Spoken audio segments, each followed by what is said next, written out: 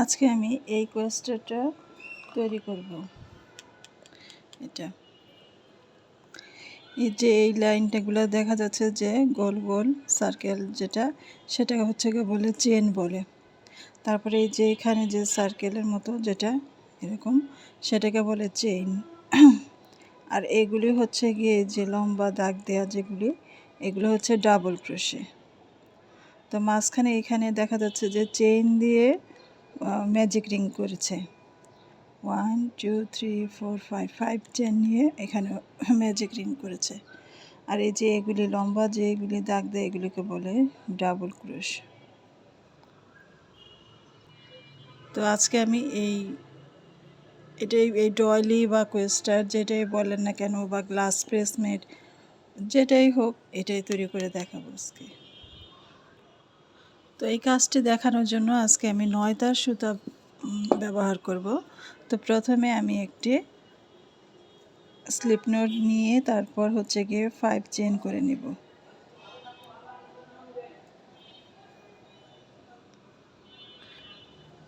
এখানে 5 বা 6 7 8 যেরকম সুবিধা সেটাই নেওয়া যায়। 1 2 3 4 5। তো আমি এখানে 5 নিয়ে আরেকটি চেন নিলাম, 6 চেন নিয়ে নিলাম।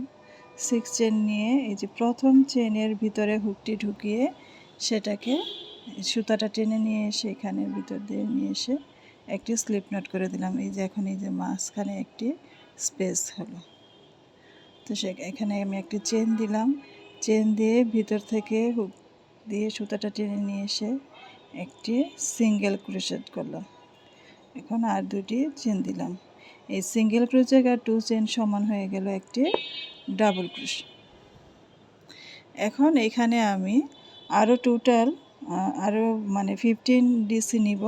তো টোটাল হবে গিয়ে 16 ডিসি, 16 ডিসি। তো আমি আর এটা সহ আমি আরও মানে টোটাল 16 ডিসি এই খাটটার ভিতরে হবে। তো আমি পুরোটা আমি অফলাইনে করে তারপর আমি আসছি। তো এখানে আমি টোটাল 16 ডিসি নিয়ে নিয়েছি, অর্থাৎ হচ্ছে কি আমি দেখিয়ে দিচ্ছি। এই যে মাঝখানের যে এই এই অংশটা আমার কাজ শেষ। এখন তারপরের অংশটা করতে হবে, এই রাউন্ডটা। এখানে দেখা যাচ্ছে যে একটি চেন নিয়েছে, 3টি চেন নিয়ে একটি ডিসি করেছে, তারপর একই স্পেসে আরেকটি ডিসি নিয়েছে, তারপর 2টি চেন নিয়েছে উপরে, আর নিচে থেকে একটি চেন স্কিপ করেছে। এভাবে পুরোটা করলো। তো এটা আমি এখন দেখিয়ে দিচ্ছি। তো এখানে এই যে আমি সিঙ্গেল ক্রোশ নিয়েছিলাম এবং এই যে 2টি চেন নিয়েছিলাম, এখানে এই যে 3 নম্বর চেনের এই ভিতরে হুকটি ঢুকিয়ে সুতাটা টেনে নিয়ে এসে এইভাবে স্লিপ নোট দিয়ে দিলাম, দিয়ে এখানে একটি চেন নিলাম। এই একই স্পেসে থেকে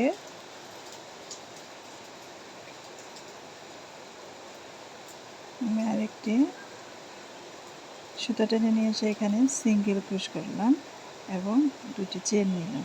এটি হয়ে গেল একটি ডাবল ক্রোশ। এখন এই একই স্পেসে আরও একটি ডাবল ক্রোশ করতে হবে।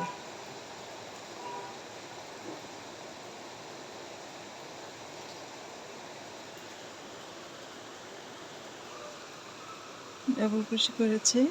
এখন আরও 2টি চেন নিতে হবে, 1 2।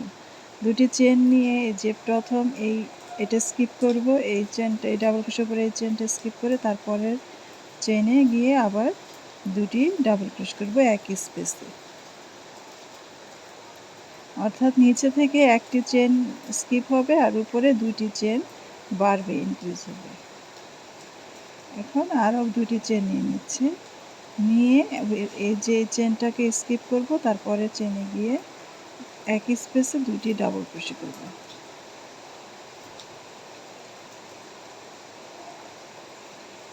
এইভাবে আমি পুরো রাউন্ডের কাজটা শেষ করে তারপর আসছি।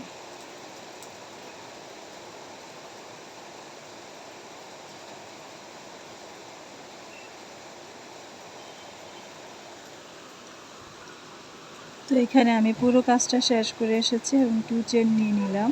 এখন যে প্রথম যে 3 চেনের মাথায় গিয়ে একটি স্লিপ নোট দিয়ে এটাকে আটকে দিলাম। আটকে দিয়ে এই যে এই এখন এই রাউন্ডের কাজ হচ্ছে গিয়ে এই যে ফাঁকাতে স্পেসে, তো আমি তারপরে চেনে গিয়ে একটি স্লিপ নোট দিয়ে এই ফাঁকায় চলে আসলাম, এভাবে স্লিপ নোট দিয়ে দিয়ে চলে আসলাম।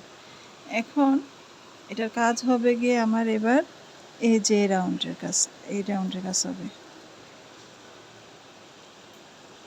অর্থাৎ এই যে 2 চেন নিয়েছিলাম সেই 2 চেনের ভিতরে আবার 2 ডাবল ক্রোশে, 2 চেন এবং 2 ডাবল ক্রোশে হবে।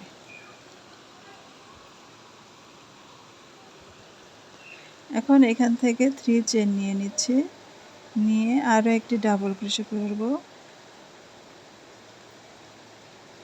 করে এখানে 2 চেন নিব, নিয়ে আর একটি ডাবল ক্রোশে হবে।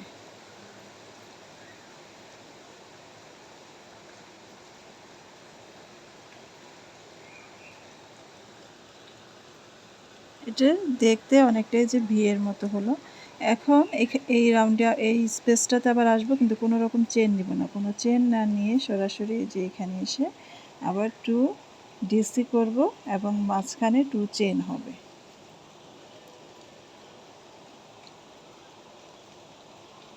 2 চেন এবং 2 ডিসি, এই রাউন্ডের কাজটা এটাই। এখন আবার পরের স্পেসে যাব, সেখানে কোনো চেন নিব না, চেন না নিয়ে সরাসরি এখানে ডাবল ক্রোশ করে দেব,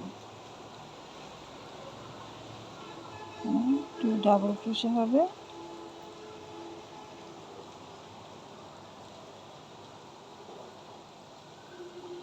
2 চেন, 2 ডাবল ক্রোশে।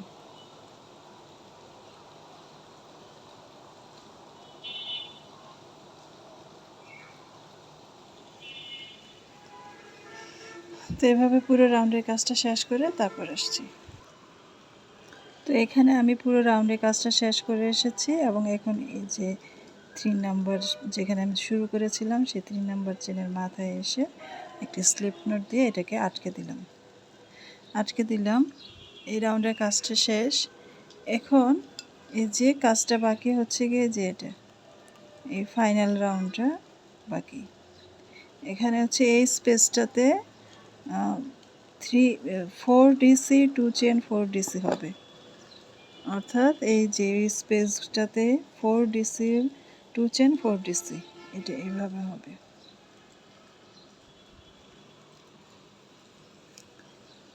তো আমি এটাই দেখে দিচ্ছি, আমি এই যে এখানে স্লিপ নোট দিয়ে দিয়ে ওই ফাঁকায় চলে আসবো।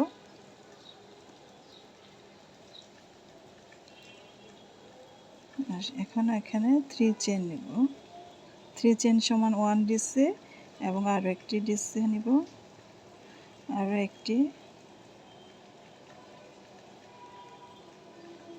আরও একটি হবে, টোটাল 4 ডিসি, 2 চেন এবং একই স্পেসে আরও 4 ডিসি হবে।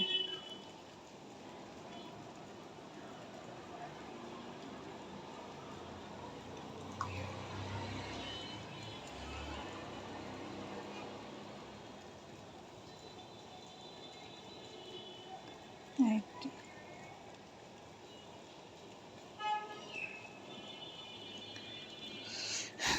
এই তো এইভাবে, এবং এই পরের স্পেসে এসে কাজ করব এইখানে, কিন্তু এইখানটাতে কোনো কাজ নেই, এই ফাঁকাগুলোতে কোনো কাজ নেই, হবে হচ্ছে গিয়ে যে ভিতরের এই স্পেসটাতে 2 ডিসির মাঝখানে যে চেন 2 চেন সেই 2 চেনে কাজ হবে।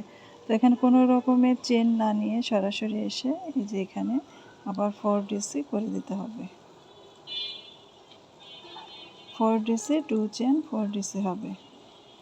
তো এইভাবে আমি পুরো রাউন্ডের কাজটা শেষ করে তারপর দেখাচ্ছে যেটা কেমন হয় দেখতে। আর এই প্রজেক্টগুলি ছোট হবে না বড় হবে সেটা নির্ভর করে অনেকটা এই যে সুতার উপর। আমি এখানে 9 তার সুতা নিয়েছি, সেই জন্য এটা ছোট হয়েছে, কিন্তু এটা যদি আমি সামারিয়ান বা মিল কটন দিয়ে সুতা দিয়ে করতাম তাহলে এটা আরও বড় হতো। তো আমি পুরো রাউন্ডের কাজটা শেষ করে তারপর আসছি। এই একই স্পেসে আরও 4টি চেন হবে। সরি, আমি এখানে একটা চেন বেশি নিয়ে নিয়েছিলাম।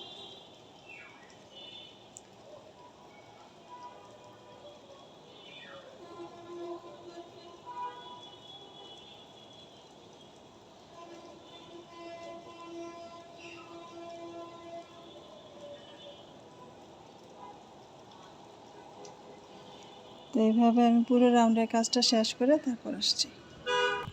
তো এই যে এখানে আমি পুরো রাউন্ডের কাজটা শেষ করে এসেছি। এখন এই যে 3 নাম্বার চেনের মাথায় এসে একটি স্লিপ নোট দিয়ে এটাকে আটকে দিয়ে একটা চেন দিয়ে সিকিউর করে দিলাম এবং কেটে নেব সুতাটি।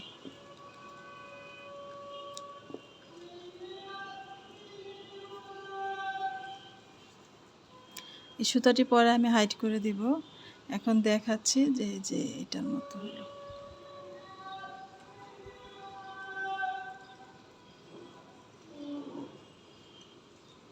এই যে